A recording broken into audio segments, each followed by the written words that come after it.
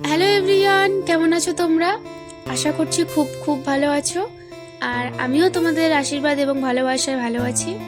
তো আজকে রান্না করছি, আমি এদিকে আলু ভাজা করছি। আর আগেই আমার ভাত রান্না করা হয়ে গিয়েছিল। আজকে সবজি হবে খুব স্পেশাল, আমাদের রাজবংশীদের ট্র্যাডিশনাল খাবার ছ্যাঁকা, আমাদের সকলের প্রিয়।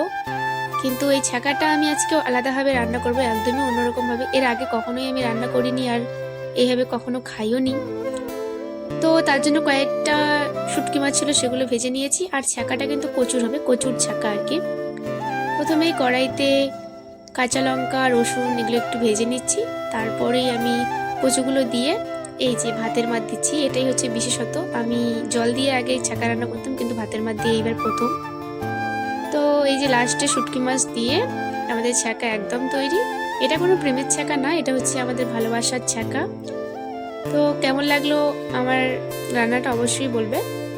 তো রান্না টান্না করে এই যে আমি খাওয়া দাওয়া করে মানে বেশিক্ষণ ওয়েট করতে পারিনি, যেহেতু প্রিয় খাবার, তাড়াতাড়ি খেয়ে নিয়েছি। আর বাইরে বেরিয়েছি, বাইরে বেরিয়ে দেখি আমার একটা ভাই আমাদের বাড়িতে আসছে আমাদের ছাগলের বাচ্চাকে কোলে নিতে আর কি।